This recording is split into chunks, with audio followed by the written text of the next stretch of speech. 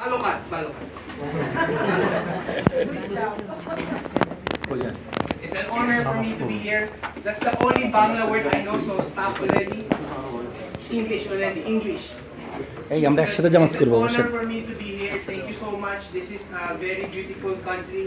Thank you, Mr. Hashmi. Thank you for this opportunity. And maybe you notice I look like someone. You know? Yash, my brother and Habibi. No. Just look like, just joking only, joking. I thought I looked like him, no? Same, no? Same. No. Bangladesh is a very beautiful country. We went to Cox's Bazar. Yes. Very beautiful country. Longest beach. How many of you have been here in Cox's Bazar? everybody Very beautiful place. The first time I went here, I was here November. Biggest, longest beach. Biggest and longest beach in the world. Very beautiful beach. I was here first time November last year, and this was my visa. Very clean. Yes. And then last week, my new visa is this. I love the country. I changed my face. So I'm honored to speak in front of the business people here in Bangladesh. Yes. Thank you so much for having me. Can you give yourself a hand? Thank you for taking the time and being here. And I myself, I'm a business person. Years back, I was into garments. And we were selling different shirts, suppliers from Manila, China, and of course, Bangladesh. Yeah. Thank you so much for your world-class products. So we will have Zara, H&M, and truly in Bangladesh, it is world-class. In quality, not just competitive in price, in rate, but also the quality is really good. But the goal is not just good quality, superior product, affordability, premier, not just the goal only. But the goal is for you to do it very long time. Not just one-time sale, not just 1 year, not just one season, but for long time. Can you say long time? Long time. And for us to do it long time, not just to have good products, just like the coffee, the agra wood, the tongkat ali, not just that, but for us to do it for a long time, we need to have integrity. Can you say integrity? Because talent, ability, money can bring you on top. But for us to do it long term, we need to have integrity. John Wooden said, ability or talent, skill, competence may get you to the top, which we want. But it takes character to keep you there. Not just one-time thing, not just superior thing, one season, 1 year, but we need to have the character, integrity to stay on top. To be profitable not just for years, but for decades. Who wants that? Profitable, helping one another for years and decades. Who wants that? Who wants that? G. So this integrity, so what is integrity? Integrity is doing the right thing, right time but even when no one is looking. It's easy to do the right thing if people, police are looking. But if you are alone and when there are more opportunities to do shortcut or cheating, will we still do the right thing? And that is integrity. So integrity is doing the right thing even when no one is looking. And in a business context, integrity is being who you say you are and doing what you say you will do. So if your product is only for skin, do not say that your product can cure cancer. If your product can give 5, do not say that it can give 50. Integrity. We say what we really mean or what we can deliver. So that is integrity. Of course, that integrity, it's never easy, right? Because there are times we can be tempted to do shortcuts. There are times because of integrity of making it right, it can cost us time, more money just to ensure that the quality is okay. Yes. Right? Yes. But it is not easy. And I'm also struggling sometimes with that, but we need to have that integrity to not just go on top, but to stay on top. Oh. And sometimes, because of this integrity is not easy, the cost is not just time, not just money, not just convenience, not just effort, but also friends. Because sometimes the cost of integrity is the loss of friends. Because some of your habibi, some of your friends, oh brother, help me with this. At the expense of your integrity, at the expense of doing bad things. That's the cost of integrity. But my question is, why choose integrity? Even if it's not easy, even if it will be inconvenient, why choose integrity? Why? If I can get more money in a short period of time and no one will know, why choose integrity? I know of a saying, wisdom saying, it says here, whoever walks in integrity walks securely, but he who makes his ways crooked will be found out. This line, so rich, so much wisdom. And it says here, whoever walks in integrity, and we've defined integrity is doing the right thing even when no one is looking.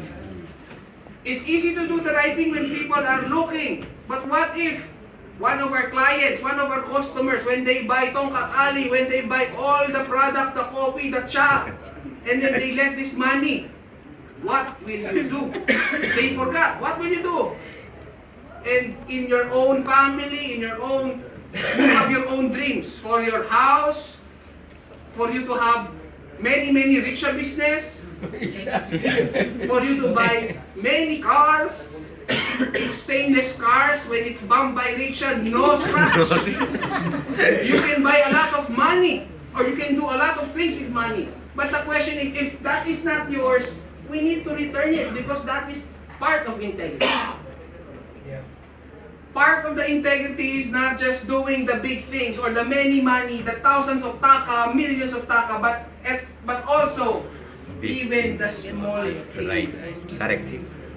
We think that I will do the right thing for the big thing so that I won't get in prison or jail. But this integrity, even in the small things, in the products, if it's 10 ml, let's not say it's 15 ml. When we say that we can deliver the product on Friday, we will not say we will deliver it on Wednesday. And we will just blame the supplier and blame the contact. Oh, it's because they are late. Even in the small things. In the application of his integrity, let your yes be yes. If it's a yes, then say yes. Even if the circumstances have changed. Say yes if you really can say yes. But if you cannot deliver, then just say no. And apologize. Dokito. Sorry. Sorry. For the foreigner speaker, Dokito is sorry. So let your yes be yes, and let your no be no. If you really can, then just apologize and say no. But of course, you will not stop from there, but you need to make every effort to still deliver quality. Let your yes be yes, let your no be no. But also this integrity is your capacity to keep your promises even when it's not convenient. It's easy to say, okay, I will do this when it is easy, but the economy is changing. The suppliers are changing. The value of taka against US dollars is changing. We can deliver, we can say that, but how about when there are changes, will we still say yes to our yes? Or our no to our no? So that is integrity. And this integrity, are you curious how this came to be or where it originated? Integrity word? How many of you like math? Math subject. Math. Software engineer. Math. Are you familiar with these numbers? Yes. What's it called? Fraction. 1 half, 1/3, fraction. Yes. Okay? Fraction. How about this one? Liter. Doing pincha pat soy. Numbering. Siya at noitos. Sorry, pincha pat soy. What is called? Integer. Or Roman. Correct? Correct. Integer. Whole number. Right? So, this one, 1 half, 1/4 with decimal, fraction. Fraction, right. Not whole number. But this one, integer or whole number. Whole number. So this integrity, it came from the idea of integer, or you are being whole. Whole number. Integer. Can you say integer? Integer. So this integer is wholeness. Wholeness, not just in private but even in public. Show mo naman ba, show? Show mo naman ba, show? So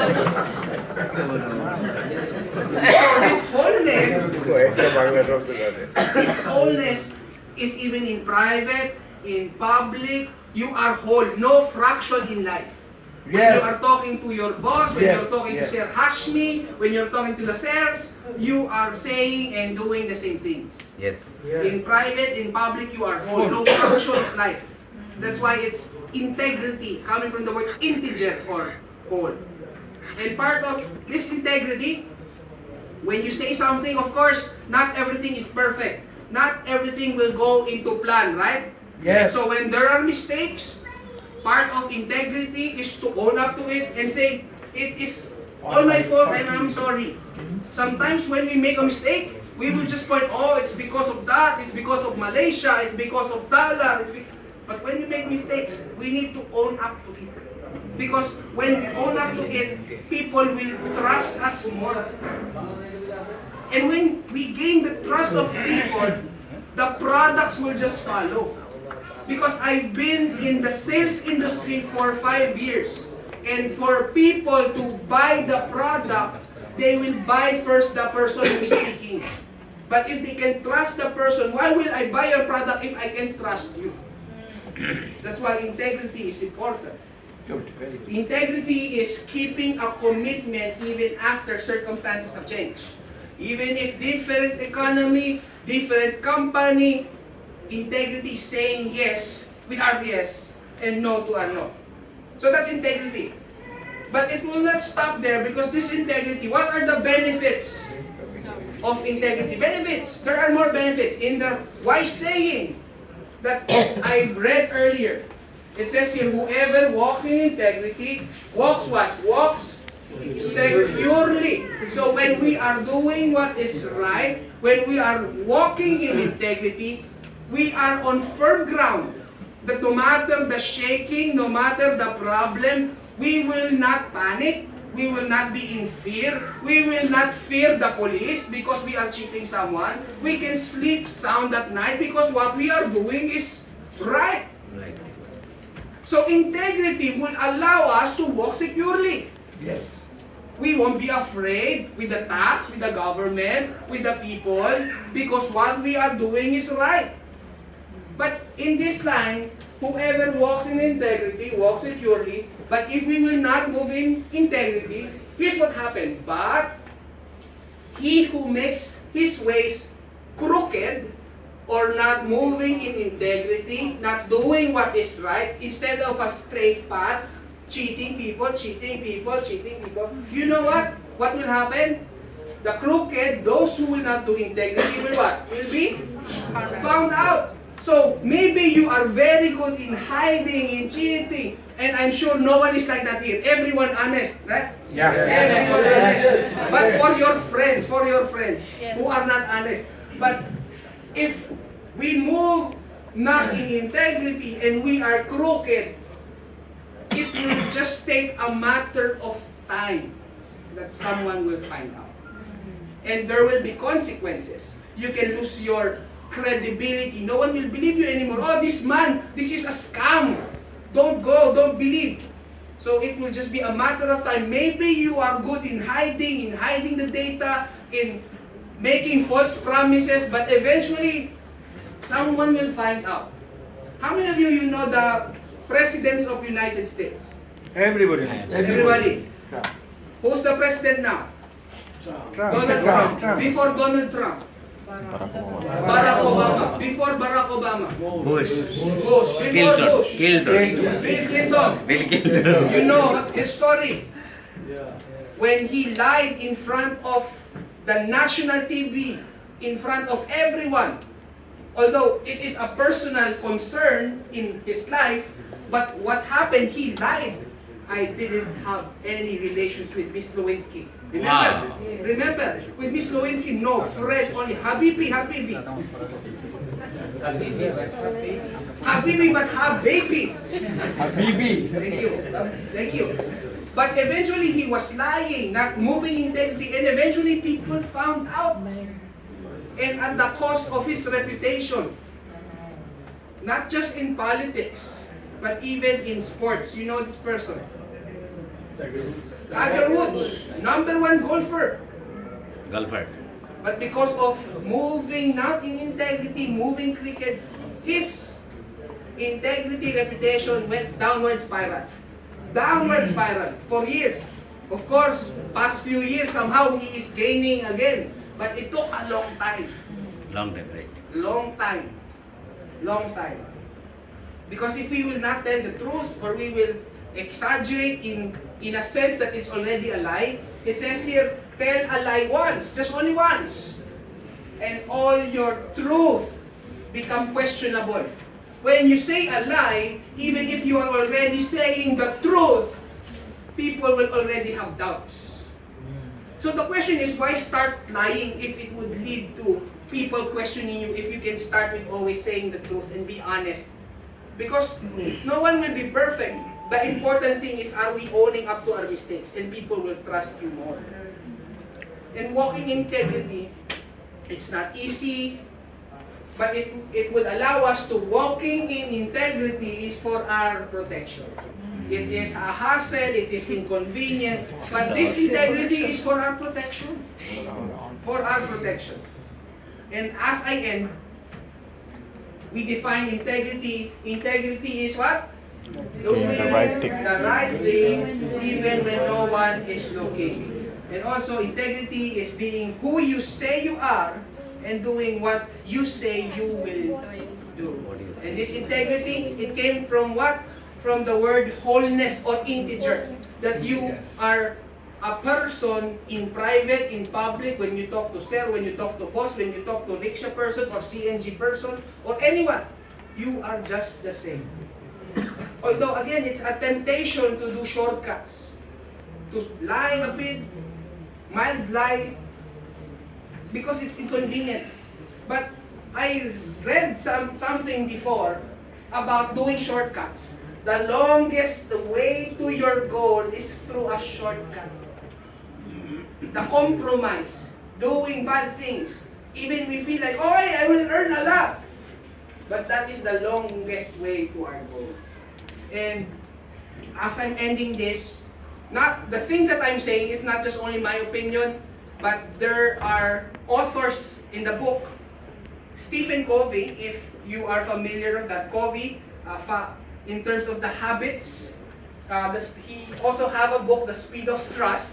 And again, in the sales business, in what we are selling, the Tongkat Ali, everything, trust is important, right?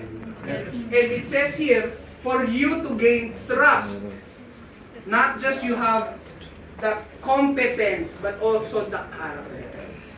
So, it's not just character alone and you do not know the product knowledge. You need to know all the product knowledge in and out. You not just only need that, but it needs to be both for you to gain trust. Like what I've said, ability may get you to the top, but it takes character to keep you there. As I end with a personal story, are you familiar with premium sweets? Yeah. Have you eaten premium sweets? Yeah. Very Yes, delicious premium sweets, and then especially in New Year, you give that, right? Very delicious, very sweet, very savory, and we are privileged, me and my friends, Bibi, to spend lunch with the owners of Premium Sweets. So that is our lunch. So with Sir Hashmi, with my friends, and this is Iqbal and Nina, the owners of Premium Sweets. Yes. Malik Owner. of Premium Sweets. Owner. Owner. Yes. Malik. And when they started Premium Sweets, it was not easy because what they do, it's new in the market. Somehow expensive product, somehow fresh, they say, and no one is really buying. But their promise, they said to the customer, what we will serve you is fresh. And then during the time, no one is buying. And after 3 days, the product won't really be as good after 3 days. So even if no one bought, what they did not sell again in the next few days. What they did, in the 3rd day, no one bought, they gave it away. Gave all the products away. Because if they will use the products beyond its best before date, then they will not deliver to their promise that it is fresh. And the people saw, okay, these people, they're really good. They say what they really say, they do what they promise. And now Premium Sweets is what they are today. So what I'm saying is not just principles, but even our very beloved Premium Sweets. They have the integrity. Even if I will cost money, even if I made a lot of product, wrong forecasting, no one bought, but because we have said that it is fresh, we will give it. And it is why it is today. So, why choose integrity? One last thing, because integrity is worth it. Integrity is worth it. Done about. Okay.